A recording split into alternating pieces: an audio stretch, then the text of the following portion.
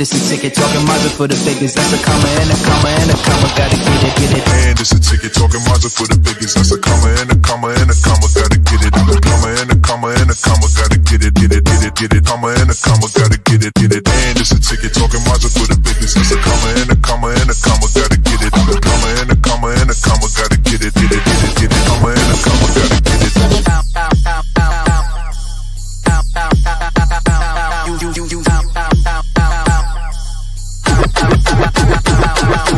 And it's a ticket, talking Mazda for the biggest. That's a comma and a comma and a comma, gotta get it. A comma and a comma and a comma, gotta get it, get it, get it, get it. Comma and a comma, gotta get it, get it. And it's a ticket, talking Mazda for the biggest. That's a comma and a comma and a comma, gotta get it. A comma and a comma and a comma, gotta get it, get it, get it, get it. Comma and a comma, gotta get it, get it.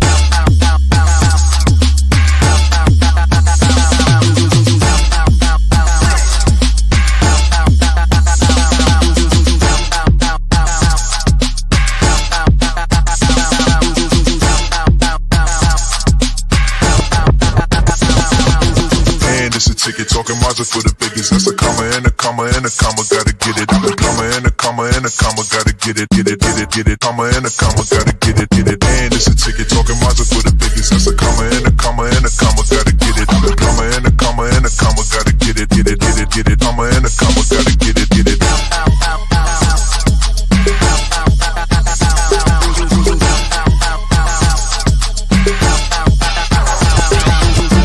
It's a ticket, talking Mazda for the biggest. That's a comma and a comma and a comma, gotta get it. A comma and a comma and a comma, gotta get it, get it, get it, get it. Comma and a comma, gotta get it, get it.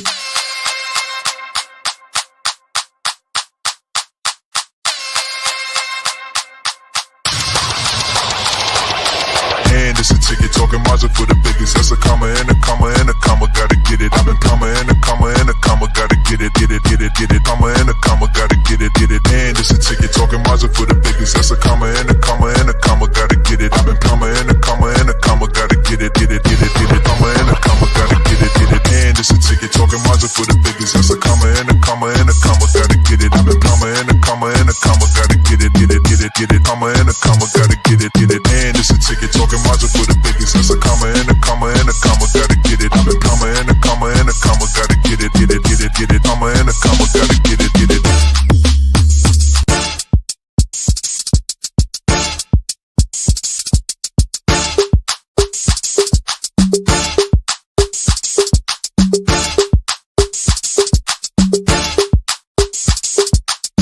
It's a ticket, talking Mazda for the biggest. That's a comma and a comma and a comma, gotta get it, get it. And it's a ticket, talking Mazda for the biggest. That's a comma and a comma and a comma, gotta get it. A comma and a comma and a comma, gotta get it, get it, get it, get it. Comma and a comma, gotta get it, get it. And it's a ticket, talking Mazda for the biggest. That's a comma and a comma and a comma, gotta get it. A comma and a comma and a comma, gotta get it, get it, get it, get it. Comma and a comma, gotta get it.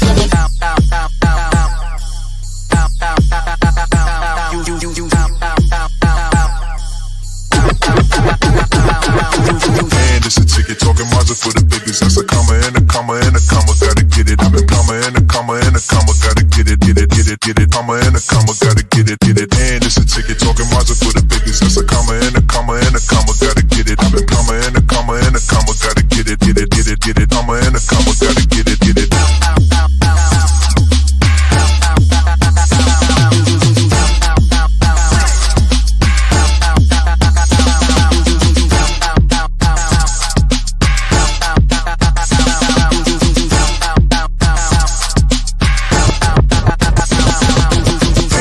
Ticket, talking Mazda for the biggest. That's a comma and a comma and a comma, gotta get it. A comma and a comma and a comma, gotta get it, get it, get it, get it. Comma and a comma, gotta get it, get it. And it's a ticket, talking Mazda for the biggest. That's a comma and a comma and a comma, gotta get it. A comma and a comma and a comma, gotta get it, get it, get it, get it. Comma and a comma, gotta get it, get it.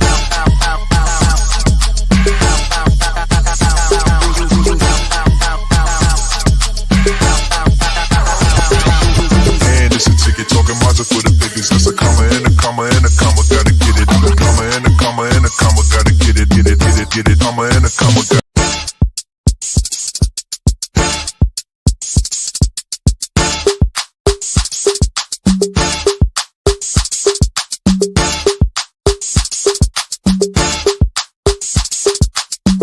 It's a ticket, talking Mazda Mazda for the biggest. That's a comma and a comma and a comma. Gotta get it. And it's a ticket talking Mazda for the biggest. That's a comma and a comma and a comma. Gotta get it. I'm a comma and a comma and a comma. Gotta get it. Comma and a comma. Gotta get it. And it's a ticket talking Mazda for the biggest. That's a comma and a comma and a comma. Gotta get it. I'm a comma and a comma and a comma. Gotta get it. Comma and a comma. Gotta get it.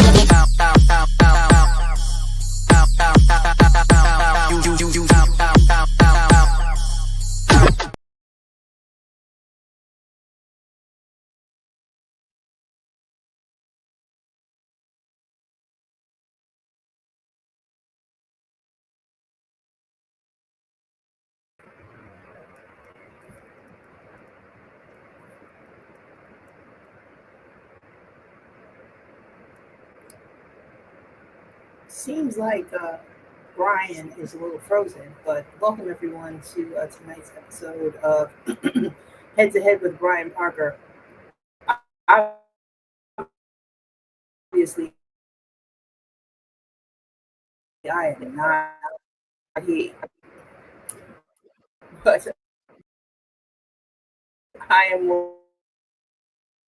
Lori Parker, and I am the producer and all of that. So I hope everyone is having a great evening and had a great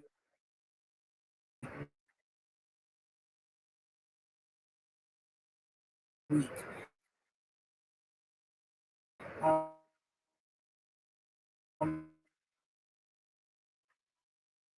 We have a little this and that as he is starting to come back onto the screen. Okay. As I said, we have a really great. Hello. Can you hear me? Yeah, but you're frozen. I'm bringing on Jermaine. Oh wow, I can't. Okay, I can't see you. Hi, Jermaine. Hello. It's funny. I can So hear y'all, but I can't see y'all. the internet gremlins are circling our neighborhood. Right, because maybe your camera. It's what I was kind of dealing with, but and I wasn't having any problem. As I seen in this way, there goes the internet. What's next? Oh my gosh, the whole screen just went blank. Here we go. There we go. Ooh, I thought you got deported. Yep. You can hear me. Oh yeah, I can hear you, Lori. I heard Jermaine talking about he thought I got deported. Okay. Well, hey, that's what I'm saying. The van is circling the neighborhood. Oh my gosh, everybody out there, I am so sorry. It was crazy. Everything was working. I know Lori was having some technical difficulties, so I said, "Hey, don't worry about it. I'll cue the show in and all that stuff. Don't worry about it." And that kind of thing. And I started the show, and as soon as I started the show, then I froze out. And I'm like, what's going on? Which is crazy. And I'm still frozen. Am I frozen on your side, or is it just me? I'm sorry. Yeah. Wow. I'm sorry, y'all. I don't know what in the hell is going on. Let me try my other computer and see if this is it's what even is going on. As I said, no, you're frozen. Now you're starting to move. There you go. Am I? We can hear you. I have a backup. Okay. So, Jermaine, how Yes. has your week been going? As we wait for the host of the show, but I can introduce. I have Jermaine Parker, who is the broker in charge of Jermaine Parker Realty, on with us. And how has your week been going, sir? You know what? I can't complain. Oh, here we go again.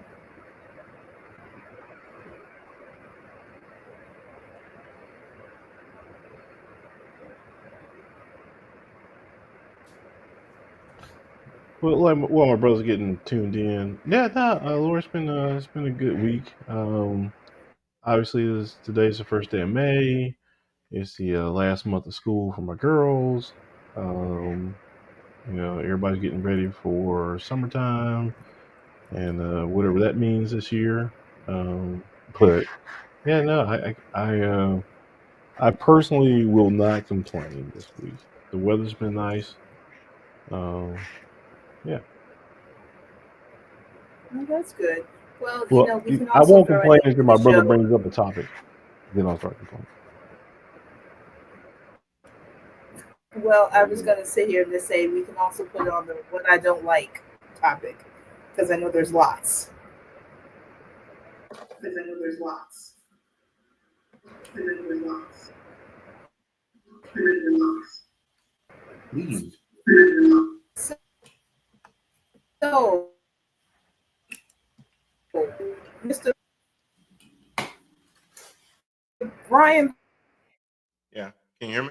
Parker, are we kind of sort Can you of hear me? okay, or are you still getting yourself together? Can you hear me? I hear you. I feel like Yes. I feel like I'm moving better too. How's that? See? Yes, you are. You're Okay. moving better. It's So a lot I better. I totally switched computers. I have two laptops. I got And two phones. phones, right? So I have two laptops. So I normally do keep one up just in case because um I have a lot of stuff that runs in the background, and I think even when I pause it, like for instance, I have OneDrive on both computers. Um, and I know today I did a lot of work on one of them, so it may have been in the middle of a syncing process, and that slows down the computer sometimes. Normally, before the show, I will pause the syncing so that I don't run into that issue, but it must have still been doing some downloading or some syncing. So I switched to a computer I haven't used all day. That I just normally bring up the show and set up the Instagram links and everything else, and it's working just fine. So let me do what I should have been doing over 5 minutes ago. Welcome everybody to another episode of Head to Head with Brian Parker. I am he, and gremlins or not, we are here, damn it, and we ain't going nowhere, Trump. So you try your best, but I got two computers, and if I need three or four, I can do that too. Well, I just can't order them from China because the $700 computer will now cost me only $8,000. But outside of that, we are tuning live and direct on streaming live and direct, not tuning. Streaming live and direct on Amazon Fire TV, Roku TV, Instagram, LinkedIn, Facebook Live, as well as YouTube. Please help us on our drive for 10,000 subscribers on our YouTube channel. If you haven't gone over there yet, please go under Empower, the letter N, Power, TV network, and like, share, and most importantly, please subscribe. Click on the bell. It'll let you know anytime we post any new content. Oh, and as a special alert, I don't think I have it as one of my effects, but dun-dun-dun-dun-dun-dun, we are now streaming on Spotify and anywhere else that you get your podcast. So can't watch the show? Guess what? You can hear this sultry voice while you're on your way through traffic and everywhere else. You can listen to the show. That is, I thought that was my news alert. That was not. That's my blood sugar a little high. But anyway, but yeah. So I did do the Spotify. So after every show, I will upload the latest episode onto Spotify and make sure that that is available for you. I did upload the episode that we did 2 weeks ago just to try it out, make sure everything came through just fine, which it did. So make sure that you do that. We'll promote that so that you guys can favorite it for your Spotify, and that way you can pull it up real easily. But it is the same name of the show, Head to Head with Brian Parker. You put that in, it will pop right up. I'm sure Jermaine can attest to that. You tried to pull it up, didn't you? It came up. Look at that. Look good, don't it? Yeah, man. We're going worldwide with this. But anyway, so let me say hello to my co-host. I have Lori Parker, as you guys heard. And then we also have the franchise, Mr. Jermaine Parker, also owner of Jermaine Parker Realty LLC. Anybody in the Charlotte area that is looking to purchase a home or sell a home, please reach out to this man. He's also a veteran, so he does love working with veterans as well. But we'll take anybody that's got enough money and is serious about that next home purchase. I'm glad you added those caveats at the end. I do know I do know your caveats.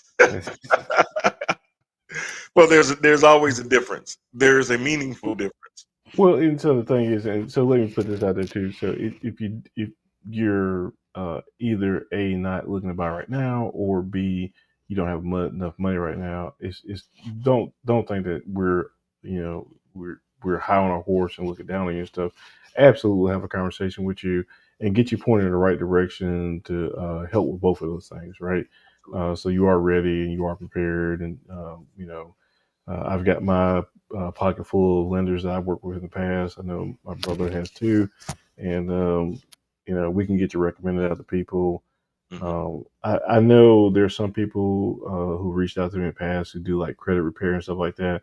I am not really well versed in credit repair, and nor do I, if I'm being just transparent, believe that every credit repair person is legitimate or can really help you. You might just be throwing money away. That's why I prefer to send people to lenders. And if a lender recommends somebody to you, then that's somebody they work with or sent people to, and they come back right and stuff like that. I just personally don't have enough. But I mean, I get you pointed in the right direction. It's not that we can't work with you or we won't talk to you and stuff like that. But just like any business owner and stuff, if you go to Chick-fil-A and you're really in the mood for Hardee's and you're just looking at the menu with no intent to buy, it's not that we won't ask you what you want, but I do have paying customers. And yeah, I mean, you can look, but just do it on the side so that yeah, the paying customers can come on up to the front. yeah, we need paying customers to the front of the line. And get that 2-piece going, whatever it is. So yeah, so we don't get backed up. I got payroll to make, so I don't want to get people backed up. But yeah, so that is absolutely true. And what I'll also say before we get too far into the show, just like I've been letting some people know in the area, hey guys, look, I know advertising can be very, very expensive. It is, no matter what platforms that you go to. I know a lot of us, my brother and wife will joke that I probably have 15 jobs. Um, and and I'm sure a lot of you may have other things that you do outside of your regular 9 to 5. Either it's something that you do on the weekends, maybe you have your own Mary Kay business, maybe you have your own event planning business and things like that, and you want to get the word out and let other people know about it. Please reach out to me at theparkermedia@gmail.com. I would love to partner with you and be able to help promote your business, whether it is a 30-second read over what it is that you provide on live air on the show, whether it's putting it on all of our platforms, whether they're flyers, whether they're commercial spots that you want me to cut for you, anything like that that I can do to help with your side hustle that you want to eventually turn into a main hustle, or you just want to keep it that way, or maybe you do events. I've got a friend that's uh, a singer with the Force MDs.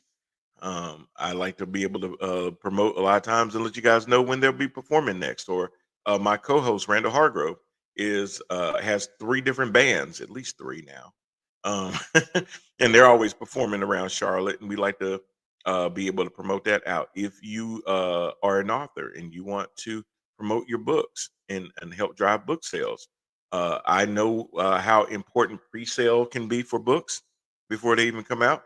I also know how important getting those generic book sales can be to help get you on that bestseller list. So anything that we can do to help promote that too, please reach out to us at theparkermedia@gmail.com and let us know how we can help. All right. And with that said, I do want to put out Jermaine Parker Realty's a commercial cut. I will be looking to do another one in the near future, because I played this one a lot and I just kind of want to shake it up a little bit. Nothing wrong with this one, but we'll catch you guys on the other side.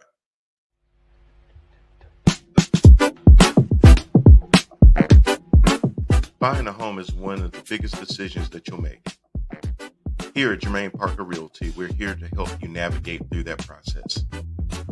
We know that a home is more than just a place to live. It creates memories.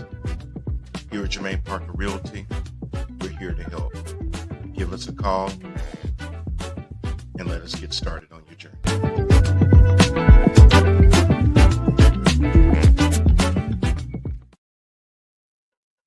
See, just like that, we can sit there and do that for you. Actually, I do want to play one more. It's called Sawyer Kid Lawyer. Introducing Sawyer Kid Lawyer, Teacher versus Nap Time, a great book that will help your little one with reading, writing, and spelling. Coming. That's Lori, quick. did you hit something? Wasn't me. I don't have any administrative rights. So Lori, what did you do? She's just looking at me. Sorry, y'all. that's a nice Yeah. look. That was an introduction to Sawyer Kid Lawyer commercial. I don't know what my producer did, but I'm blaming it on her. She threw her hands up like she ain't do nothing. I believe her. I don't. She looked guilty. I think No, she looks guilty. there's a whole movement about believe her. So I believe her. Yeah. Is it a laugh track now? What? What are you talking about? We always laugh at Lori, don't we, y'all?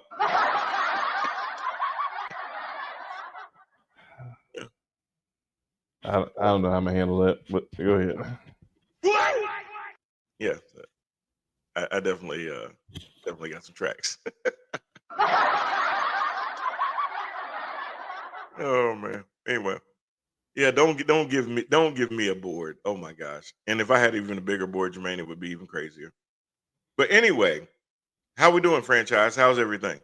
I heard you talking about it's May and school is winding down and it's probably time for camp and all that stuff on the horizon. A lot of people are dealing with prom right now with their kids and getting ready for one more month before graduation. And it's funny. It's kind of hard to believe it's that time already, though. But it is. Well, time flies when you get older. You know what I mean? Like, I don't know. No, I I know don't. you don't, but take it from me. Now, Lori definitely knows. I think you're gonna overdo it. She's go not gonna have the effect that you want. It's one of those kind of things though. Like time does I've noticed as I gotten older, every year seems to fly by because you're so driven and stuff when you get older, and if nothing else, rent comes every month, your car payments come every month, insurance, all the bills are driving you paycheck to paycheck, bill to bill. Appointment to appointment, that kind of stuff. Yeah, Work in and out, so things just become a blur.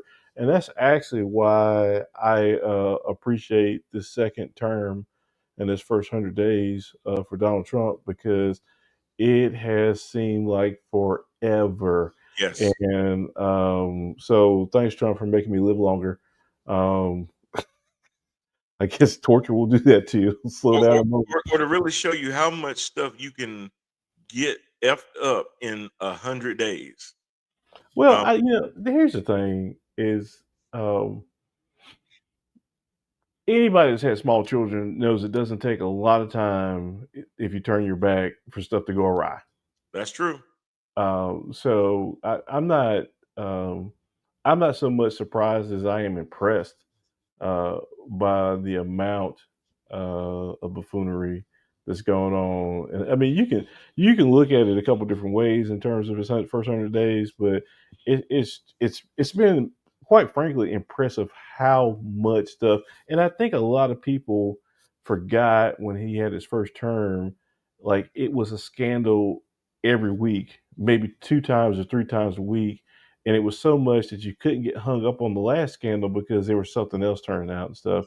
And I thought that was a lot until he got back in office. And man, he's just been at it. No, that's true. That's true. That's true. Um, it is impressive to that because just of the simple fact that you almost would have to be very committed to starting a lot of stuff. Now, to their point, though, Steve Bannon tipped off before Trump even didn't put his hand on the Bible and get sworn in, um, that they were going to flood the zone with shit. That was the commitment, is we're going to flood the zone with shit. For the simple fact that it'll be too hard for people to just stay on one thing, because if you get on one thing, they'll have 10, 15 other things coming at you. And I think they also do that so that even their followers, their loyal followers, can't really get into the details of things and will really rely on what he tells them is the truth. For instance, um, when the Supreme Court came up with the 9-0 ruling, that said that the administration is responsible for facilitating the return of Kilmar Abrego Garcia from Venezuela. Somehow he was able to turn that into, we won the case, and the Supreme Court said that um, they have no right to interfere in foreign policy, which is not what the court said. The only thing the court even alluded to with foreign policy was, we can't ask the administration to effectuate the return, because that would sound more like a foreign policy pull. They said you need to clean that up, and the uh, undercourt judge changed it all to facilitate, meaning that we need you to actively ask for Venezuela to please send this wrongly sent over person back, because if you're paying them $6 million to hold people for us, it shouldn't really be that hard of a thing to send him back. That's what the facilitate part was.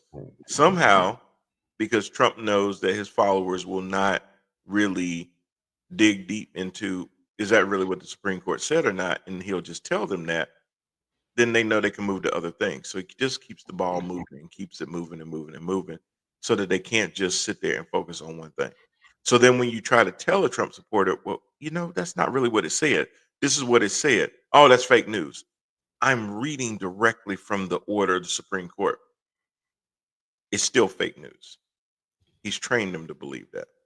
Oh, well, I mean, that's the thing. Like when you said check into details, they're not a lot. The majority of people who support Trump are not about details. No, If no. they were about any kind of details, they would support that man. Well, Um, the same thing when he just had an interview with Terry Moran from ABC News, and he's asking Trump, he's like, hey, how much longer do people have to, deal with the uh, prices going up, tariffs and stuff like that, and what do you say to the people that says, hey, I didn't sign up for this? And now Trump says, no, well, you this did. is, this is what they signed up for, because I talked about it during the campaign. No, the hell you didn't. You didn't talk about people was gonna have to go through any pain. You didn't talk about prices were gonna go up. This is what you said, and Jermaine, I'm gonna tie all this together, but this is what this even a couple of days ago when the first quarter economic numbers came out for the first time since 2022, the economy has shrank. It has gone backwards. For everything that he said, even when the stock market and everything else last year and the year before was booming, even last year when the stock market was booming, Trump tried to take credit for it and said the reason that the stock market is doing so well is because they believe I'm going to be elected. Now, I'm not going to give Joe Biden any credit. I'm going to give myself credit and say that the only reason that the only reason, this is what he said, the only reason the stock market is doing so well is because they know I'm coming. Okay. If you really believe that, which is asinine, keep that energy, as we say. So now that the stock market is down, and now that the economy in the first quarter shrank, oh, I just got here on January 20th. I don't have nothing to do with the first quarter. You was here in February and March, wasn't you? Well, it wouldn't. So quite honestly, if you were asked under any normal kind of You'd be administration, right. you'd be right, and you could say that. The problem is that because he claimed credit for the stock market prior Exactly. to, then it's not just one quarter because you claim credit for the behavior of this thing months Even ahead, before you took office. Right. 2 or 3 quarters ago. Mm-hmm. That was your whole thing when you were campaigning in the summer against Joe Biden. So that was back last year. So that's at least 3 quarters ago to include this first quarter of your when he was actually in office. And so for at least 3 quarters, almost a year, you've been saying that the performance is based on you. Yeah. And then to say now that it has nothing to do with you and you're just dealing with Joe Biden stuff, first of all, I don't understand how when he left, what kind of lingering effect he could have had. Because on the first weeks, you undid. So I didn't like his economic policies. I undid most of the things that I could. Okay, so how are his policies still affecting your economy? Mm-hmm. Um, and then You again, like I know, say, the ownership part. they left us in such a mess that even with him doing all that, it's just going to take a while to see the results of it. Part of that is true. Part of that would be true. But to your point, you said, and here's the other thing that you said, even during the campaign, I will lower prices on day one. Well, look, He said he was joking. after the fact, and he said that. Well, he said the same thing about Ukraine, about ending it before he even got in the office. Within 24 hours, and I don't even think it would take that long. But yeah, when he can't do something, then obviously y'all knew it was a joke, and y'all still putting it out there anyway because you're fake news. So you're blaming me for something that you said. But and that's kind of the MO. But he gets away with it. It's the same kind of idea of during the whole campaign, the first time, we're gonna build a wall, and who's gonna pay for it? And it was a rally. Mexico. That's right, Mexico. Well, we ended up with 60 miles of wall. Mexico didn't pay for 1 inch of it. Taxpayers did. And that never really stuck with him. And it should have, because he loves to now say promises made and promises kept. Well, you promised about Mexico. That never happened. You kept promising that a beautiful healthcare bill was going to come in 2 weeks. Never happened. Every week was infrastructure week. Didn't build a damn bridge. Didn't put fill up a pothole. Uh, but promises made, promises kept. Nothing that he says sticks to him. So he told everybody that he would lower prices on day one. He even bragged to Kristen Welker and said, "I won the election on a old-fashioned word called groceries, and how I was going to lower groceries, and I won on that. We're going to make America affordable again." That was in his campaign. He ain't say nothing in his campaign about when I put these tariffs up, there's going to be a blowback on prices. He ain't said nothing about that. Yet, I think people are in the find out phase that they really think that there is a such thing as an external revenue service that is going to collect. Sorry. There's an external revenue service that is going to collect taxes from the treasuries of all of these foreign countries. Like they have a way of garnishing the treasury of China and make them pay 145% tariffs. I'm not surprised. And so here's the thing. I like late night TV, which Trump hates because they have a field day with him nightly and stuff. Uh-huh. The Tonight Show, through its previous hosts and stuff, and now Jimmy Kimball is who Trump absolutely hates. Yes. Um, and Mortal, they, mortal enemy. yeah, mortal enemy. Who knew? But they do segments, and a lot of those shows do segments where they do on the street interviews and stuff for Hmm. gags, right? Well, they'll ask them civics or economic questions, or I know one of the things they like to do is go out there and just say something totally false to see if people are like, oh, I didn't hear that, or I don't think that's true, and how many people will just lie and say they're like, such such happened to such such said something at the Grammys last night. What did you think about that? Oh, I thought that was awful, because when he said that, and the person never said it and stuff. And people will just, and then like basic geography questions people can't get. They don't understand who's in charge or how things work and stuff like that. And you look at that and you go, man, they must have handpicked these idiots. And then you get 82 million people that vote for Trump, and you go, well, they're not handpicked. They ain't They're really have they're to handpick them. Yeah. no, they're among us. If you understand how dumb the average person is, Hmm. and I mean that in a very bad way. How dumb the average person is.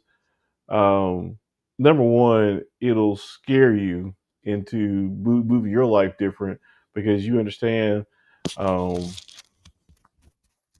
it's like when I realized how many people in the city. I can't speak for every city in the world, but in Charlotte, I would say half the people that are behind the wheel don't have a license or insurance. And they drive, and you would think that would mean they would drive safer, but they're the wildest drivers out there.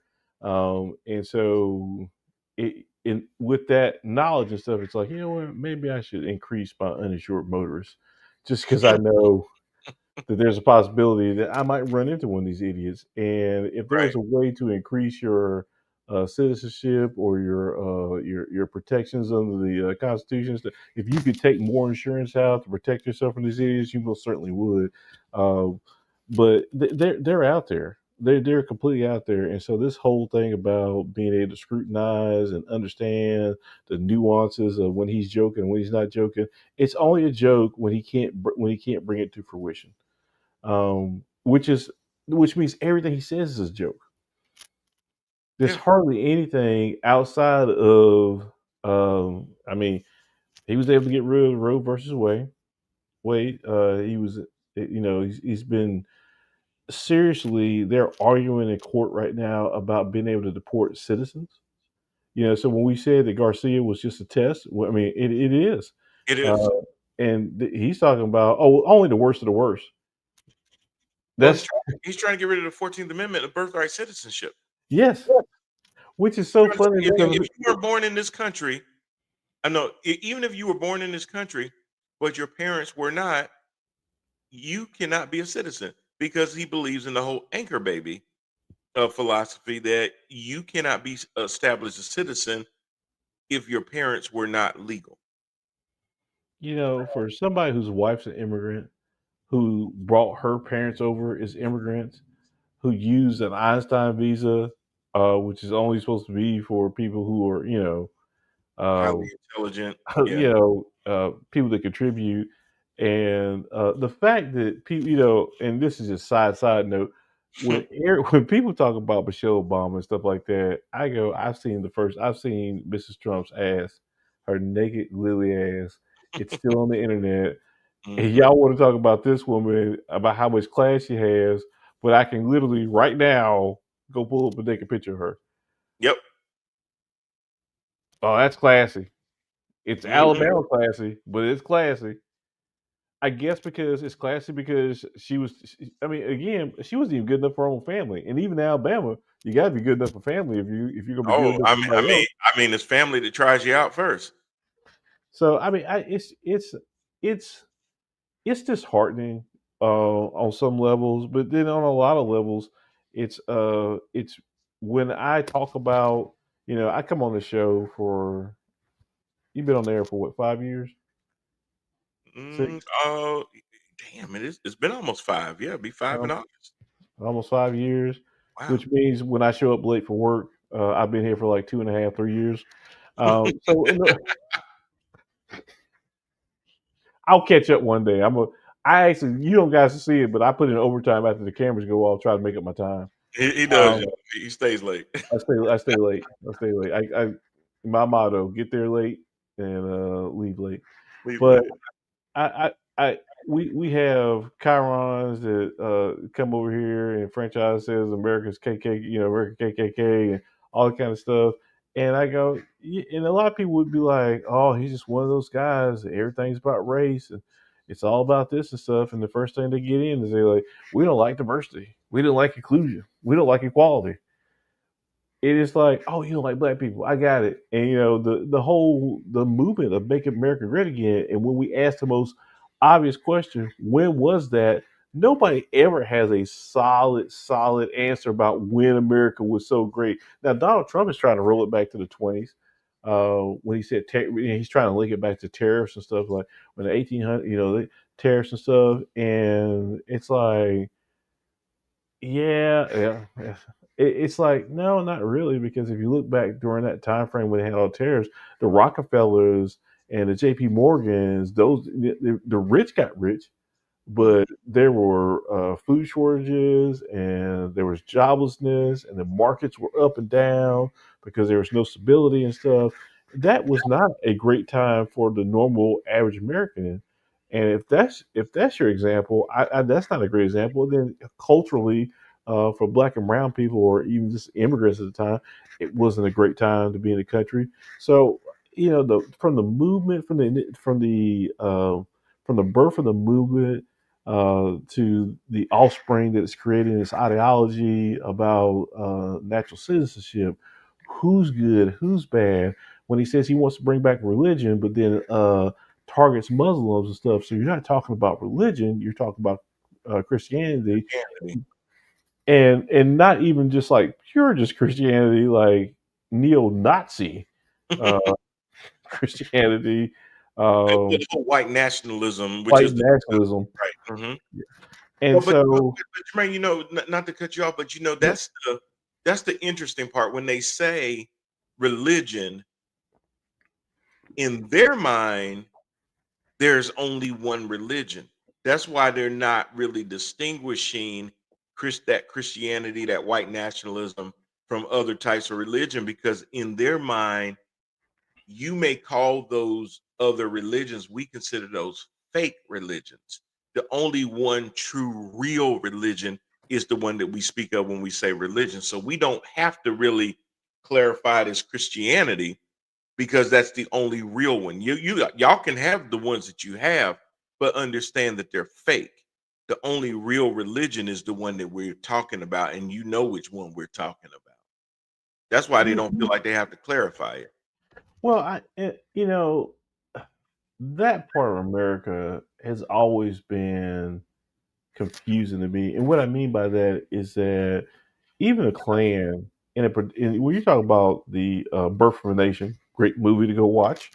Um, I've only said it about 1,000 times. If you want to get an insight into the early 1900 mindset of majority of people in this country, but when you look at the birth of like the KKK and how that grew out of the Civil War and blah blah the history stuff, I'm not going to detail it. The thing that's confusing to me is you're talking about somebody in the majority expressing an opinion, but Hmm. hiding their face and hiding their hand and talking in code about things. It's like I understand why you don't just plain talk. Like if you're going to say that uh, this nationalism is what you want, then just say that. The Right. the people who are a part of it. I once told a story about the Klan, where there were people, from how I understood it, talking to um, some white people about the Klan and in the 50s, 60s. The Klan was like a social club. Like whether you believed in their ideals or not, a lot of people joined the Klan because, especially in small towns and stuff, that was the end. If you were not in the club, then you couldn't be trusted with a good job. You couldn't be trusted. It was basically the equivalent of being part of the country club. Yeah. It's like a Um, litmus test. and so, of course, there were doctors and police officers and lawyers and teachers and government Judges. officials, judges and stuff that were in it and stuff because that is how they got into the circle. That was a circle to get into to access other circles. Hmm. And They were so, more like gatekeepers of them. Yeah. while there were some people who were like, "Man, I don't think black people were that bad," but I mean, I'm still going to meet. Hmm. You know, I I got a friend. I got a friend down the yard. He's a good one. And but that mentality has always confused me and stuff about why you need to, again, as a majority population, part of the population, why are you being so? I'm not going to demonetize the podcast by just cursing on here, but why are you being less than manly when it comes to your views and stuff? Why not just say those things and let it be? Um, I mean, at least in some regards, I kind of respect the Trump administration because they have kind of blatantly gone after things and kind of called them what they believe them to be. Um, Whether people are paying attention or not, I know there are a lot of Hispanic, Latin uh, people who in their minds, oh, he's just talking about bad people, and then ICE is knocking on their doors and stuff, and they're like, it's not us. We're doing. We're not here illegally. We're doing what we're supposed to be doing and stuff, and it's like, oh yeah, you just. I mean, he said it. You just not listening, or you interpret it the way you want to interpret it, but you're all bad people. Right. Right. You're hearing what you want to hear because you're Yeah. like, because you're well, see, here's the problem. The way Trump is, people will say you can't take him literally because a lot of times he speaks in hyperbole, a lot of times he's just shooting off the riff and stuff like that. So they say you can't take him seriously. But then that's not always true either because a lot of times he will say the quiet parts out very out loud and mean it exactly that way. Um, I challenge that he never speaks in hyperbole because he doesn't know what it is. He wouldn't. No, I'm serious. Like, I mean, and right, this is not. There'll be. I'm throwing a lot of jabs at the man, but this is not actually a jab. I don't believe he knows what that is. he I does. don't believe if he wanted to, he could properly articulate it because he can't articulate anything properly. Right. So when he says something, that's what he means. Now, Because I'll go. he's too stupid to kind of be coy with it enough. Yeah. I'll later on when something becomes so unpopular, he will try to distance himself. Project 2025. I've never even read it. I don't know anything about it. There. I mean, the list goes on of things that he Right. championed, he said, and then he takes it I didn't back. know And that person. I didn't know him that well. He was just a says, coffee boy. yep. Yeah. Yeah, Mm. he knows a lot of people, but not really well. Um, and it's just one of those kind of things where you look at it and you go, he doesn't speak in hyperbole. That's what he means. Like a 5 year old, he may recant later on, but at the moment that's what he means. Mhm. And I take him for what he says as truth, understanding that if the water gets a little too warm, he ain't against lying about it. I think what it is when he backtracks and lies. Oh, well, see, he didn't really mean it the first. No, he meant it when he said it, but once he saw that it was not helping him, he disavowed it and he cut his losses. That didn't mean that he didn't mean it when he initially said it. That just means that he understood at some point he was going to have to change direction. That's not you shouldn't have took what he said initially seriously. Understand that just because he said it today, he's not married to anything or anybody. Anyone, So I think, yeah, positions shift underneath them all the time. I think the it's not that you can't change positions. It's that Trump will lie about the initial position. That's what's disturbing. It's not that you can't later on with when you gather more facts and you educate yourself about topics and stuff. Go back. You know what? I originally said this, but that's before I learned A, B, and C. Right, right, right. Yeah, and And that's ownership. you evolve. We all evolve. Things that I used to think about 30 years ago and positions that I've held, I've probably moved really, really far off of those and stuff. Or maybe it's because now I've had children. Now I've had been through marriage. Maybe now that I've been through certain things in my life that have affected the way that I see things, the way that I think about things. We all have evolutions. If we all still uh, think exactly the same way we did 30 years ago, then that's more of a problem. That says a lot more about us than anything else because it means wait a minute, life experiences alone should have gotten you from this point to this point, and if you're still at the same point, you've wasted your life away.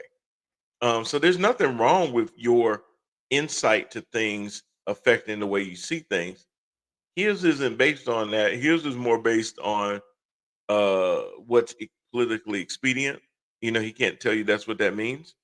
Um, but a lot of that is on expediency. So when we look at the way these tariffs work, Jermaine, you know, Trump came in telling us we were going to make a whole lot of money on tariffs.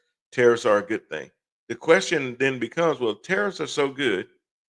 Number one, why are you delaying them for certain companies? Number two, why are you doing freezes and pauses? And why are you trying to make trade deals if they're so good? Why don't you just leave the tariffs in place? Why do you need to make a bunch of deals if they're so Well, good? If we're gonna make all this money off of it, and he says we're gonna be rich, we're gonna bring in so much tariffs we won't even have to have income taxes anymore. he said that. Yeah, like He said that. okay, and I, people I, and people are believing it. Oh man, that's like getting a permanent stimulus check. again, people don't understand basic economics. But so here's how I know people don't understand. We still we believe that there's a mother with a few kids over off West Boulevard who is gaming the system and is the reason why we can't have stuff. People have been led to believe Well, that it's the poor. the welfare The claim. welfare, it's a welfare queen that the poor are draining our society. Every city that has a sports team has funded through taxpayer dollars the construction of the stadiums, um, Or uh, the arenas. city resources to police and protect those stadiums, the lights that are on constantly. I mean, they work out. Y'all paying for that. Those billionaires are not the ones, and they're billionaires. They could afford it if they wanted to. The whole thing. But we bailed out the entire auto industry. We bailed out banks. But if we say we want to forgive student loans and stuff, that's too much because we're helping people who obviously don't know how to. The auto industry didn't know how to handle their money either. The banks didn't know how to handle their money either. We should have let them fail, right? No, we can't do that. But individuals, and that's the thing, when you believe institutions are people and people are disposable, those are the kind of problems systematically that you have within your society's ability to comprehend how things function. People move things. McDonald's is a name. The people that work there are the ones, and that's a nice freeze. The people, I'll just do it again. The people that work there are the ones that make it good or bad. You interact with people. I know that's pretty good. You interact with people. You don't interact with institutions. And so Yeah. when if you Yes. look at make America great again, you must make its people great in order to make the country great. So when you start taking away these social protections, when you start rolling back things that help people, when you start just gutting governmental services without looking at the implications of how that trickle down and that affects these people who are the country. You know, if you run for office, I want you to bring that up. How can you make a country great when you make the people worse off? You just can't. You just can't. And you know, because see, now there's the hyperbole is that they sell, and it's all about packaging, but they sell the idea of a country being great, but you're not doing anything to make the people that inhabit the country any better off. How can the country be great if people are still living paycheck to paycheck? How can the country be great when the federal minimum wage hasn't gone up in 20 years? How can you make the country great when there is no earn of child tax credits, when there is no paid family leave, when there is no universal health care, when people cannot afford homes because corporations are buying them up and driving up the cost of homes and rent prices? How can you make the country great when every policy that you have cancels SNAP, cancels research for child cancer because of your Department of Government Efficiency?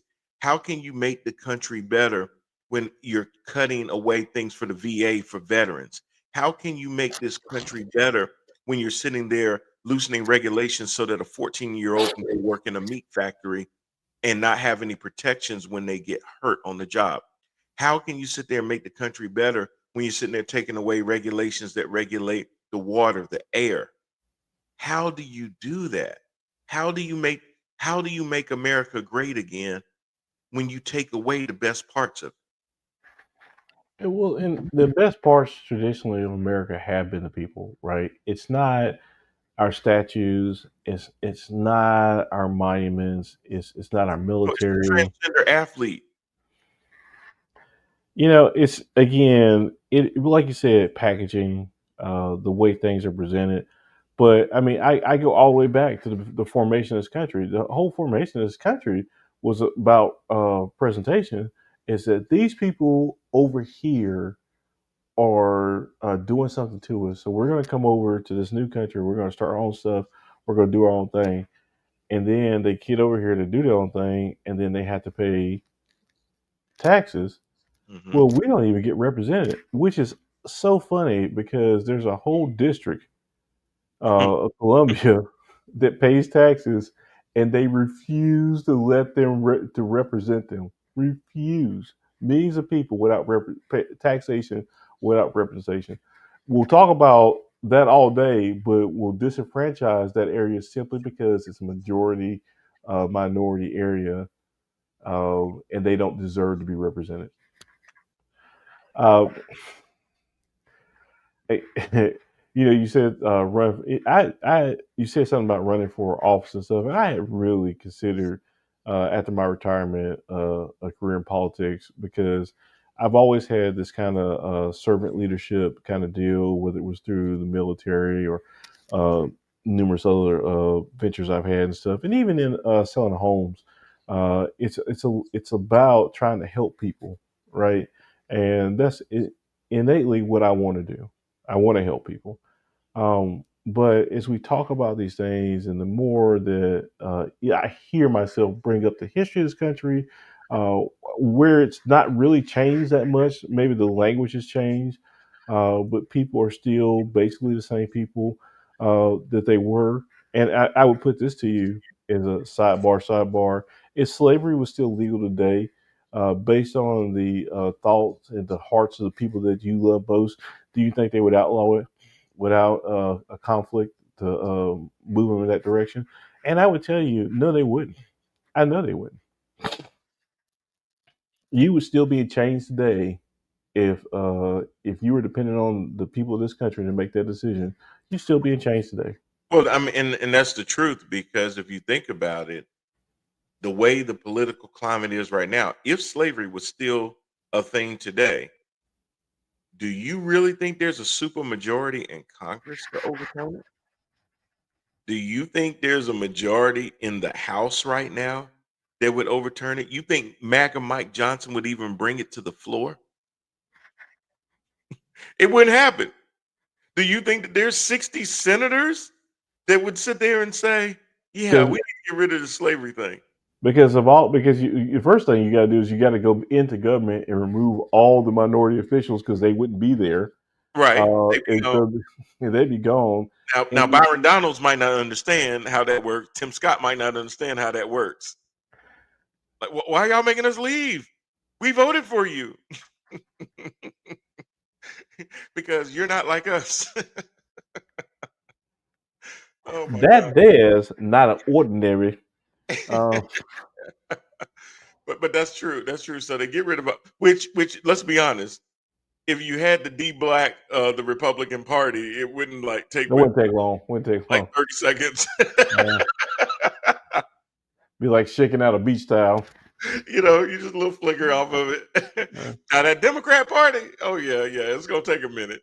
It'd take you Because two or three you shakes. gonna see this little 5'1" Jasmine Crockett sitting there fighting and tussling the whole way.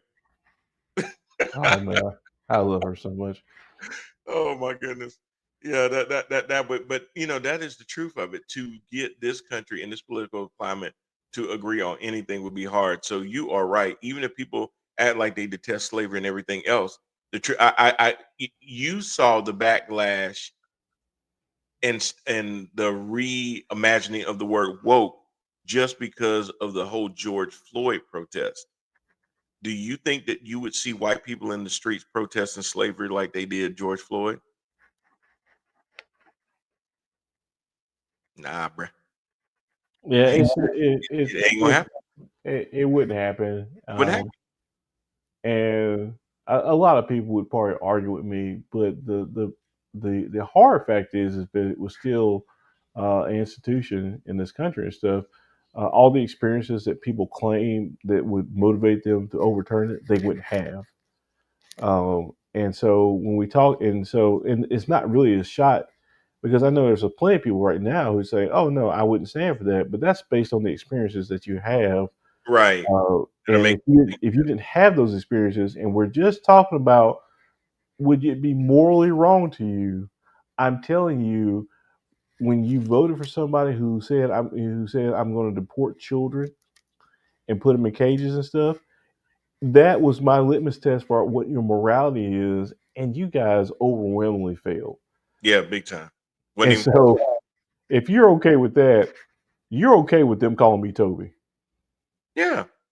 I mean, if you're okay with folks being treated the way that they're being treated, yanked off the streets, no due process, you trying to tell me that or Trump or anybody in this cabinet will say, well, they're here illegally, but you don't get to decide how that plays out. It Well, would be the same thing as a police officer assessing a situation and not only saying that I'm going to arrest you, but I'm going to go ahead and circumvent the court and decide what the outcome should be. I There's a think the problem is that what is being sold again, the packaging is that we're only doing this to the worst of the worst, the criminals and stuff like that. right, The problem with the no due process is that how do we know that? right. And which again, the what's funny to me, haha, about a lot of these people are is that they can look at a man that was convicted of 34 felonies Hmm. and tell you that the Yeah, justice system fraud. is fraud. And then when we say, well, what about these people? Could it not be fraud for them too? Because if there's a man with that much money who couldn't get out of it, what do these people have stand a chance of against that same machine? Hmm. To Hmm. look at you and I and go, oh, it's different. Oh, and now I know he had the best lawyers, and he had the and best lawyers in the country, now but they it's go different. now listen to this, and then they go, well, y'all trying to make him sound like he's father of the year. Wait a minute, who's the president? Is he father of the year? I mean, look, man. And I, then Trump talks about and he beat the hell out of his wife. Well, your wife that you buried in your golf club had said that you whooped her ass and took her around the track a time or two. What do you and you've been accused of sexual assault. You've been convicted of it civilly. Now you want to talk about this man sitting there putting some lumps on this girl as if well, as, I mean, as if you're even friends with Jeffrey Epstein, right. so we know that you probably done some deal with some little girls, probably been to some P Diddy parties. So yeah, and that's Yeah, like that's the funny thing to me is that the same people who you say, well, if the system's that broken for somebody with that much power, how could it ever serve somebody with no power? correct. And so for them to turn around and say, well, they know what they're doing. Okay, well, these are the same agents that arrested that guy. Right. These are the same prosecutors that said that that guy was guilty. At least within the same system, and not exactly, Jack Smith's not out there pointing fingers at everybody, but I'm saying that these are DAs, these are And, and, prosecutors. and at the end of the day, Jermaine, you can't be judge, jury, and executioner. executioner. Just because you feel like, well, they're here illegally, we can do whatever we want to them. No, you can't. They're still a person. And there's this inconvenient thing called the Constitution that specifies what due process is and how everyone in this country, it doesn't say every citizen, it says everyone has to have due process. What the Trump administration has done is, and then Jermaine, to try to use a law from 1798. I ain't the best mathematician, but you had to go back 227 years to find a law to use. If you had to go that far back, something is wrong. Well, with it's this, not. Well, and I don't know if you know and it's the that wrong law there's a judge who recently said you can't in Texas. Yes. you can't So suspend it. and it was a Trump appointed judge today that ruled that you are misusing the Alien Enemies Act of 1798. It is not applicable. It is to have been used in times of war. There is only one body that can declare war. That is Congress can declare war. Now, it doesn't mean that the president can't order strikes and stuff like that, but ultimately the president has to go to Congress and say, "Hey, I need a declaration of war because of this aggression and everything else." Yeah, And I can only fund this stuff for so long, but I'm going to uh, need y'all to declare but war. in order to keep this up, Yes, but this act has been rarely used. Has only been used 3 times. One was in World War I, World War II, and the other one escapes me. But it's only been used 3 times, and it was to be where we actually declared war on a country. You cannot declare war on a gang. If you're declaring war on Venezuela, then say you were declaring war on Venezuela and get Congress to approve that war. But the Alien Enemies Act, what makes it invalid too, Jermaine, was that he brought up the fact there is no invasion, and it is for invasions. And you can't just say because of people's mere presence, they are an invasion. well, That is the rhetoric like the that caravan. was a migrant caravans. Hmm. You know that anybody seen those? That's what I'm Because saying.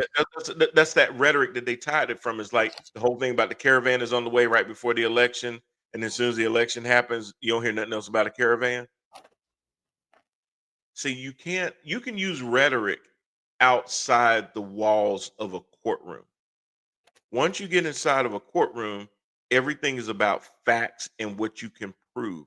It cannot just be rhetoric. It can't be rhetoric at all. Rudy Giuliani found that out the hard way when Trump tried to fight off losing the election. He couldn't go in there with all that bluster and rhetoric and stuff when they said, "Well, what evidence do you have?" And Giuliani had to say in front of judges that probably revered him at one point as America's mayor to say, "I come in here to you today with no evidence and look like well, a damn fool." only the people that are paying attention to the details. But Again, that's absolutely right. That's you absolutely know, right. and because most of the people, all those court cases that they filed and then claimed that they were being prejudiced against, they if you listen to the lawyers in the court cases who said, "Oh no, we got nothing," over and over again. Oh, well, they kept arguing. They kept arguing, Jermaine. They said, "Well, they just said it on technicality that we didn't have any standing." Well, why would they say you don't have any standing? What does having standing mean? And if they find you not to have standing, why are they saying you don't have standing? Hmm.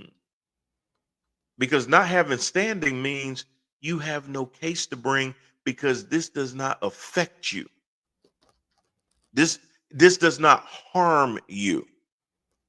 You can't bring a case if it brings you no harm. That's why they say you have no standing because what you are alleging does not pertain to you. That's why you lost. Or you can't prove that it happened. Or you can't What's you going? have no case. Ain't no case. It's nothing. You Right, can't prove. You have no evidence. You have no standing. You got right. no evidence. Not that it just didn't. It didn't hurt you, Yeah, but you got no evidence that it did. technicality is it doesn't exist. Yeah. That's more than the And technicality. But they'll say that to their cult because then they'll make it sound like, oh, they didn't even want to hear the case because there was none. I would. And one of the great things about this country is, so you do have to prove things. I worked at 911 for a little over a year. I was at 911. Were you there that long? Yeah. Huh. Well, got cussed out a lot. Um, but people call now, and I would say this for a generation of people who say F the police, y'all sure be able to call 911 a lot. Uh, for people who say that they don't like the police and this and the F the police this and F the police that and stuff, Those people should be flagged. So when they call 911, you can say, "I'm sorry, we can't help you." There you go. they really should. They really should. They should. I mean, really, like, oh yeah, no, we're good. You said No, it. we're all right. Call somebody else. Yeah, we're good. We're good on all that. Post it on Charlotte. Yeah, absolutely. Let somebody else come help you. But people would call and be like, "Hey, this person did X, Y, and Z. Y'all need to go get them." I mean, okay, well, where they at, this kind of stuff. But people didn't understand that a simple accusation over the phone didn't mean that somebody's going to get arrested. Well, they need Right, to be arrested for what? And the officer didn't see them do it. Well, I'm telling you, they did it. Do you have any evidence that they did it? I'm telling you, your accusation is not enough. right, right, People would call in and say this car is going up and down the road, driving erratically. Give a license plate number. Okay. If an officer's around, they see him doing something, they'll pull him over. But other than that, your accusation is not enough to arrest somebody. hmm We can't take your word for it. Not against the liberties and the freedoms that are guaranteed for people their due process. They have a right to face it, and that's the other thing too. Hey, little tip for people who call 911: an operator is going to ask you, "Do you want to speak to the police?" And again, most of y'all who don't like the police will say, "No, I don't want to talk to nobody." I'm telling you right now, they're not going to do anything. They're not right, going to do anything because there's not an accuser. There's an accusation, but there's no one for them to face. And if the officer didn't see him do it, and you won't talk to them and right. say, "Oh yeah, I'm willing to testify. I'm willing to bear witness. I'm willing to. I don't want to talk to police." Okay, then hang up the phone. Don't call 911. Handle however you gonna handle this stuff Put it because on you're social wasting your media. Put time. it on social media at this point because that's all that's going to happen. Yeah, you are wasting your time accusing people of stuff and thinking that you can throw rocks and hide your hands. Either you're going to accuse them, and there's going to be a process because it's not just off your word. People just don't get thrown in jail off your word, unless it's a Trump administration. And then I hope you speak Spanish. Um, they're gonna get you up out of here. But in a normal functioning society, that's not how it works. And even when the whole thing about, well, they're illegal and stuff, well, there's a process for that. Yep. They can ask for sanctuary. There's a whole different thing about coming into the country, and it's not a felony to come into the country. So even how bad you think it is that they came here illegally, it's not one of those things for Christians that there's no greater sin. Every sin is the same and stuff. Well, every law is not the same. We don't prosecute jaywalking the same way that we do with attempted murder. Right. And if you think that that's how law works, again, you failed civics. You don't understand how these things work. You just want them. Again, I've said this many times on the show. Back with the Americans Corrupt, the KKK, all that kind of stuff. And throw it back up again. Most of the laws in America were not made for white people anyway. They were made for crowd control for black people. If we look at the formation of things like police departments and stuff like that, all those things happen post slavery. hmm Um, what is loitering? The loitering, the loitering was just one of those things they put because when they disenfranchised, they said, "Well, you're not slaves anymore. You got to get out of here." And so black people didn't have anywhere to go, and Yeah, but so you a hanging lot of around. they were hanging around. Well, we're gonna put you in jail for hanging around. You're loitering. Yeah. We know how to put you back in slavery because what's the exception to basically indentured servitude is if you're a criminal, we can take your rights away and we can lock you up. Right. But Then you become property all over it again. becomes property again, property of the state. Mhm. So um, it's one of those kind of things that where if you look at it in its totality and stuff, it is the way the system is made.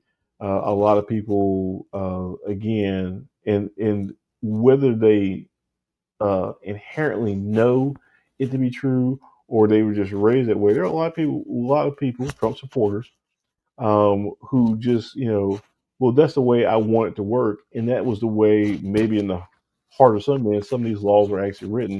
It Yeah. was a way to disenfranchise people, to take away people's rights, to incarcerate people, to make them subservient to other people, and to do the things that we don't want to do and stuff. By the way, I hear there's a lot of jobs out there for like um, uh, picking uh, vegetables and apples and whatever you might have that a lot of your migrant friends are doing, but are afraid to go do now because of ICE.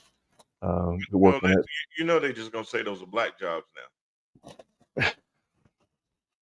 Those are black jobs. No, no, we got other jobs. Yeah. Well, I know we got other jobs, but they gonna say those are black jobs because once they get rid of all the other folks, they gonna come around to Lori and say, "Hey, Lori, time to go get out there in that field." It has been more than 30 minutes. I'll allow it. Um, I know it's been a while. I wanted to chop it up, but I'm gonna switch gears, Jermaine. I got the question that everybody's been wanting to know from you for the whole week now. It's been a little less than a week. The ultimate conclusion, but there's people out there, Jermaine, that really want to know how you feel about Shador Sanders going to the fifth round in the NFL draft. How you feel about that? Actually, you know what? So here's how I really feel about that. Obviously, I believe there was a collusion involved in that. I also believe that on some parts there was some genuine concern, not about him and his talent, but him and his father. Deion has openly said that he wanted to coach his son in the NFL, and there's a lot of spectacle that comes along with that and stuff. A lot of people say, well, what about Archie Manning? Well, Archie Manning and the Manning family and stuff, while they did influence things with their son, and they were very outspoken about it and stuff, it wasn't like there was a chance that Archie Manning was going to be showing up to training camp dancing with gold chains on or talking to the media. How many times during the course of Peyton's career or Eli's career did Archie pop up? You Right. know, But you but but know, but the one thing is that he did say, "Hey, if you try to draft my son, and it's a team that we don't want, then he ain't coming." Andrew Luck did the same thing. Andrew Luck stayed an extra year in college so he wouldn't get drafted by a certain team. Yeah, and here's the thing. I think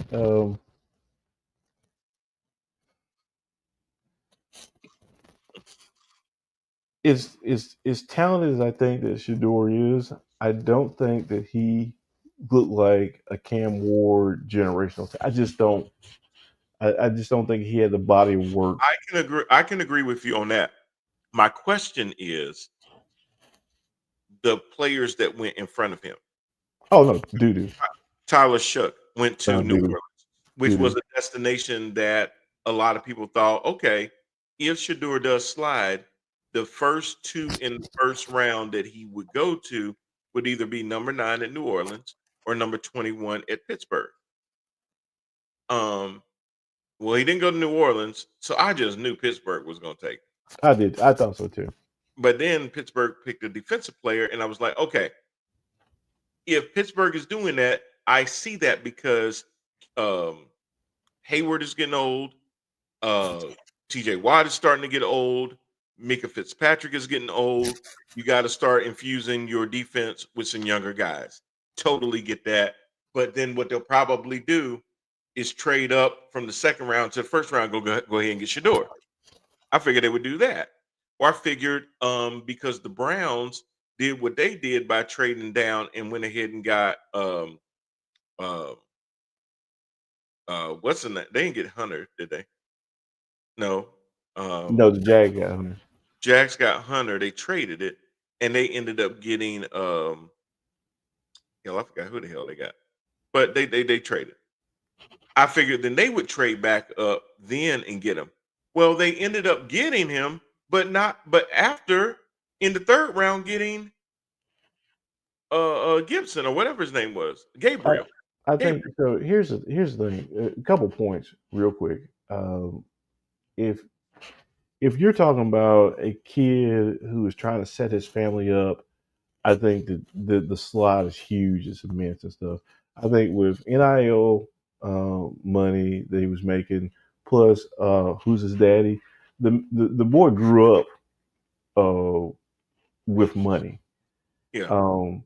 His advertisements will outshine his salary and stuff. And actually, to be honest with you, I'm actually kind of happy it happened because what it does is that we've talked about this before with Bryce Young and what it is, the pressure of being a top pick as a quarterback and having to perform immediately. He does not have to do that now. His career now will be based off him as a fifth rounder, not a potential first rounder or anything like that. Right. Well, it's hard to be a bust when you get drafted in the fifth round. It's hard, and he's probably not going to play the first year. The quarterback room is really crowded. They're still paying Mr. Masagi. Mr. Masagi, and so Masagi won't play this year. So your starting quarterback is Joe Flacco. You got Kenny Pickett, and then you've got Gabriel, and then you got Shador. So there's a chance that if he's at least, I don't know if he could be the backup.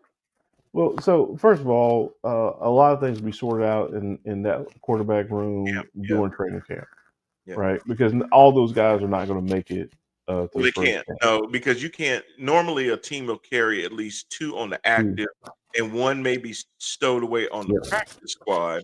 So that's still, and even though Deshaun is on IR, you still got four. So at the most, one of them will not be there, but it gives that whoever the odd man out is an opportunity. This is why preseason games do matter, because then you can see that guy typically make tape for 31 other teams, either be on their practice squad or become a backup. And that could be Kenny Pickett. If it is Kenny Pickett, then you got Gabriel and Shador fighting for active roster behind Flacco.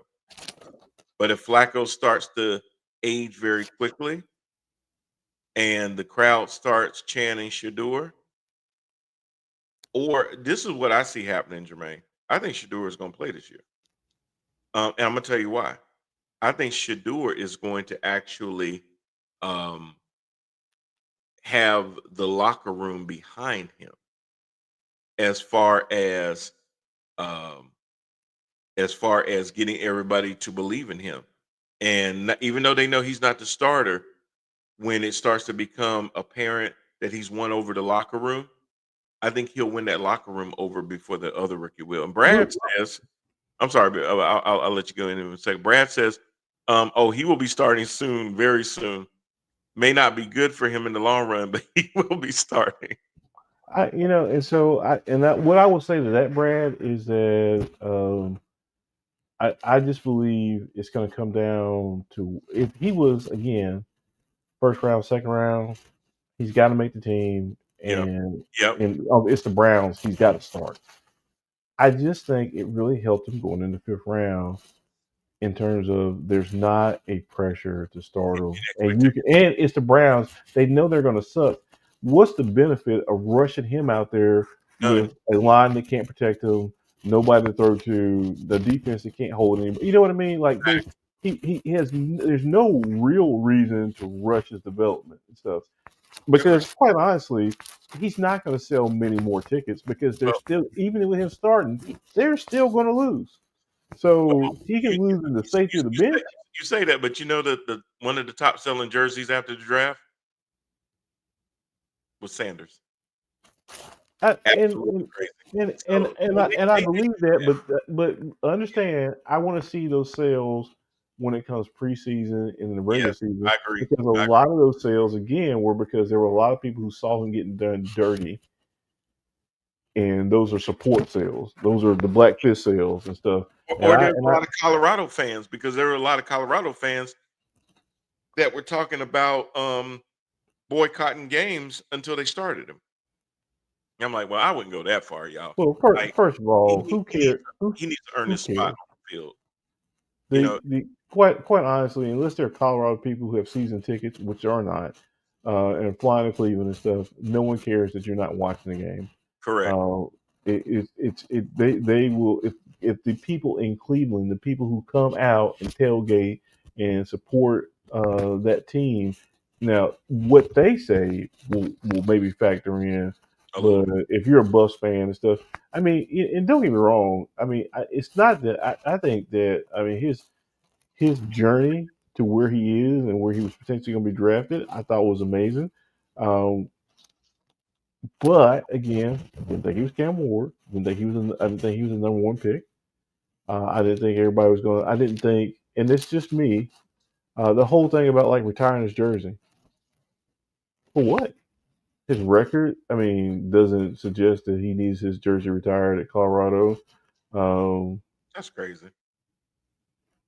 you know what I mean? Like, because his dad's. I mean, that's one of those you're doing too much. And while I like Dion, I like the confidence and stuff. We're going to retire Travis's number. We're going to retire Sador's number. Why? You know, We get it. I think there's just also animosity though from being able to see Dion go into Jackson State, do what he did there as far as turn that program around and put eyeballs on that program. And then people to try to shoot holes into it and say, I mean, it's not a power conference, it's a HBCU for God's sakes. Okay, great. Whoop de damn do. You know. Then he goes to Colorado, team that ain't won a bunch of games. In decades. Instantly start turning around, turning around, turning around. And now again, putting eyeballs on it. I remember me and Lori going up to New York one weekend. We went to Meaty Meaty to have some tacos. I don't know if Lori remember that. And Mhm. every TV on in that damn restaurant was the Colorado game. Yeah. Dion is electric, and whether the slide in the draft have a lot to do with people who were um, uh, dissatisfied. I don't think that encompasses it. But I don't want to keep saying haters. But people who just disgusted by Dion and his flamboyancy and stuff. Now, mind you, Johnny Manziel was way more flamboyant Joe of a Burrow coach walks around in than fur Burrow. coats in the summer Hey, look, like a pimp. there was a Jets quarterback who used to wear a fur Yes, coat, yes. and they adored him for that. They adored him. Um, Baker Mayfield but is a he was cocky got SOB. there, people love a good cocky QB because he's your team Yes. leader. He's again a man's man, all that kind of stuff, and blah blah. And you're gonna get that and stuff. So I mean, that is an argument. I think one of the things that did hurt them too was that when he did fall out, the top of the draft, he'd only interviewed with a handful of teams because he thought he was going in the first couple picks. Right. So a lot of teams didn't have their own assessments of him because he didn't give them opportunity. I thought And that and was a bad thing. and he didn't work out for the pro day either, which I still think that was bad. Now he did have a pro day in Colorado, and he said that the only reason now I give Shador a whole lot of credit because I liked what he said at the pro day at Colorado. They're like, "Man, you didn't do anything at the combine, but you had a pro day. And he says, "Well, I wanted to have the pro day so you guys could actually see these Me. other receivers that y'all aren't thinking about possibly drafting and Oh, see man. what they can do too." So I came here so that my teammates could get seen because I knew you would come to see me, but you would have to see them too. That was a hell of a way of looking at it. Now, that's to me though, that shouldn't have stopped you from working out at the combine. Because they were still going to come. Yeah. They were still And gonna come to your pro day I too. think having more work, I'm not saying he should have worked out for every team, but I No. think a For the cast pro day, they come to you. yeah. But do I think that there were some things to be learned um, from their process? Sure, absolutely. Yeah. Well, Do I agree with that he was a heard when fifth round pick? Absolutely I not. heard when he went to the Giants, and this was just what they were saying, was that he didn't seem prepared, and they're always gonna say stuff like that. But they also said he showed up with an entourage, had headphones on the whole time. Um, those are little things that you can't do because when it comes to the interview process, they've seen the tape. They know what your physical gifts are. They may even be able to poke holes in your game, whether it's your footwork, whether can you throw the long ball, do you hold the ball too long, uh, do you sit there and pat it before you? They were even talking about that because of a player's hand size. Does he pat the ball before he throws it? And if you're doing a three-step drop, you don't have time to pat the ball. That's normally for a long ball. Those are things that they talk about. Oh, does patting the ball worry you? Does wearing the gloves worry you? If his hand is smaller than 9 inches, does that worry What you? were you? Yeah. And all those kind of things. And ladies, let me tell you, just because it's smaller than 9 inches, don't mean it can't be a force. Just saying. Um, I'll say that for another day after hours. But I'm just telling you, not that I know, I've heard. I don't know, I've heard. But all of those things came into it, but they just said that, with the entourage, with the headphones and things like that, it almost seemed like he was entitled. So I'm not going to sit here and say that Shadur and even Dion who are completely blameless in this, but it still seemed like the league tried to send an overwhelming message that it don't matter what you say, we still run this. And again, I I don't think care if who that you was somebody coming out of poverty, it would have had a bigger impact. But I yeah. just don't think it's the same message with this. Oh, I Uh, agree. I agree. with, with Because Shador. really you're trying to go for Dion, you can't get Dion, so you went for his kid. And you didn't really get his kid because it doesn't matter. I mean, he makes a team, and we're going to say he's going to make the team, and we're going to say he's going to have a nice career and stuff. I think so. He's going to make his money on his next deal, Yep. right? In fact, this works out better for him because he's not going to get a long contract to start off with. So if he, to Brad's point, if he does start and he is playing well, you are going to have to scramble now to try to re-sign him Yep. before somebody else offers him a deal. And if you keep your payroll down now, we can see how serious your organization is because you should be able to then Yeah, put talent around him, whether I, it's offensive tackles, guards, and those kind of things. So he has time to get involved. I just don't think that at the end of the day it had the kind of impact. They're like, well, he needs to be humble. That's not what's going to humble him. I don't think That so either. Like if the other, when his helmet's on sideways, that might humble him. But this is not going to humble him because again, it takes the pressure off his performance. It allows him to, if he, when he makes a roster, to have a shorter contract. It might be for less money, but again, you're talking about somebody who's a brand. His endorsements are going to pay him as Mhm, much as a mhm, first round pick. And even if he didn't make a dime off endorsements, his father's a billionaire. right. You're not humbling this guy. You're That, like it's like he's it's not like gonna have three Bentleys. He'll only have two. yeah, it's like Um, you're totally barking up the wrong tree with that yeah, one. I understand that if you want to go after somebody, it's just the Go after wrong Mr. guy. Irrelevant. Yeah, I mean, it's Right. just it was the wrong message because a league that already has some But public then doesn't image that come across as petty issues. then? Well, that's what I'm saying. So the league has some issues, right?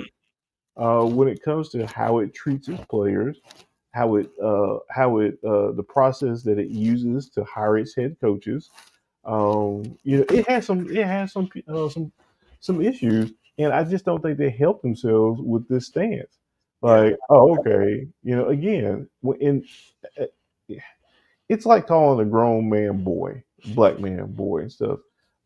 There's other black people are not going to hear you say that and think to yourself, oh, it's a term of endearment.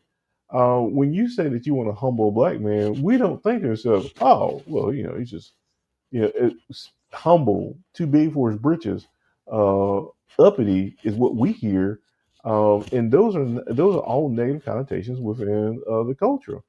And there's not a spectrum where it gets good on those terms. And so I just don't think again it was the right move for the league. I don't think that it had the impact that they desired it to have. I think in the long run it benefits him. Um, I, especially if he gets in and gets in early and plays well. I think it super duper benefits him because now he's outperforming his draft position. Yep. Again, he's not going to be locked into these guarantees and stuff because he's a fifth rounder and stuff. And it means that Cleveland, trying to be funny, there's another team out there, and that's the other thing too, is that all these guys are laughing with you until it's time to laugh behind your back. And Mm-hmm. so Cleveland's like, oh yeah, so we're gonna do this and this and this with our picks and stuff, and we've agreed, everybody's agreed to stay away from him. We'll pick him up in the fifth round because I believe it was, I mean, him going to Cleveland after all those rounds Yeah. I don't think is a I mean, coincidence. I kept hearing pundits say, well, 32 teams sent a message. Well, not all 32 teams needed a quarterback.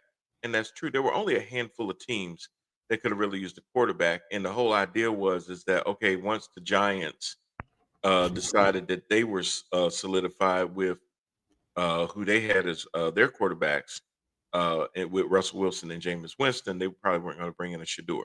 That was understood, but we knew New Orleans needed somebody either in place of Derek Carr or right behind Derek Carr. Spencer Rattler wasn't going to be the guy.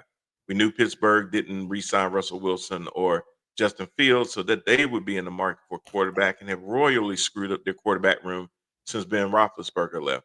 We knew there were going to be only a few places. We knew that the Raiders may be one, even though they just signed Geno Smith, have Shador behind him. We knew Cleveland would be one. We knew that there were just only a handful of organizations. But every time those organizations kept coming up and they would pick somebody else, it was like, okay, I get it. I get it. We see what you're doing. Okay, cool. Yeah, I Um, mean, don't get me wrong. I mean, everybody has their own individual needs as a team mhm. through injury and retirement, and just the way they scheme. And I mean, there's so many factors in what you want to draft, when you want to draft them. Again, for pay reasons and longevity reasons. And, I mean, it's just a lot that goes into drafting people. But to your earlier point, the quarterbacks that they drafted in front of him were not better than him. So Nope. you're saying you have a need, and then you're denying. Why would you not? Exactly. Why would you not go pick up the best player in that position? Right. Because And once you start getting into the third and fourth round, now you're drafting on need or best player available. it's best player, but it's yeah, it's best player available. Yeah. So yeah, in either way, they didn't do it when they went with Gabriel. So, but I'll leave that for another time because to remind you guys is that every season during the NFL season, which has turned into a 12-month-a-year season, we will have a second show that will come on Wednesdays at same time, 7 o'clock, called Head to Head Sports. It'll be myself, my co-host Randall Hargrove, and we'll recap all the goings on in the NFL. Brad, I'd love to see where you and your Rams are going to be for the upcoming season. Don't have Grandma call in talking about her baby Shador, as she did this past season with her baby Bryce. Me talking bad about her baby. We will see if he continues the new year the way he finished last year, or if that was just something to make us feel good, and we're not going to see it ever again. Um, but in any respect, we have a full NFL show where we'll go over that. I brought that up on this show because it was a hot topic over the last couple of days. Because instead of really talking about who got picked first, everybody's talking about who got picked 147th or 48th, whatever he was. No, we still had the best off-season pickup. Uh, okay. Who'd y'all get? We still had the best off-season pickup. Who is the off-season pickup for the Rams? Who'd you get? Oh no, I think the team started driving Uber over the off season, so they probably picked up somebody famous. He gonna Um, tell me. He gonna tell me.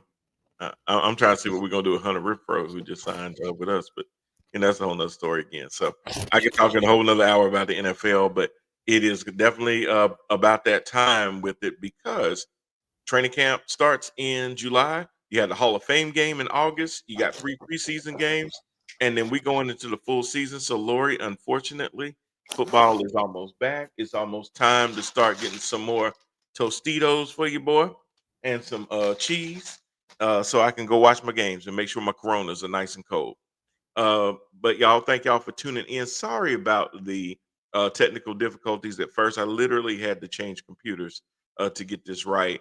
And since I changed, I hadn't had one freeze or anything, which is just absolutely crazy. So sometimes it's like that, but that's why I try to be prepared. Remember, after the show, you can always catch this show now on Spotify as well as replay on all of the other platforms.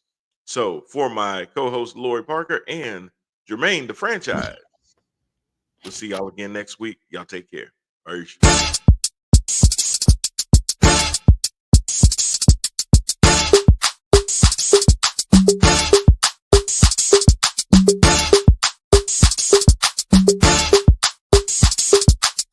And it's a ticket talking Mazda for the biggest. That's a comma and a comma and a comma. Gotta get it, get it. And it's a ticket talking Mazda for the biggest. That's a comma and a comma.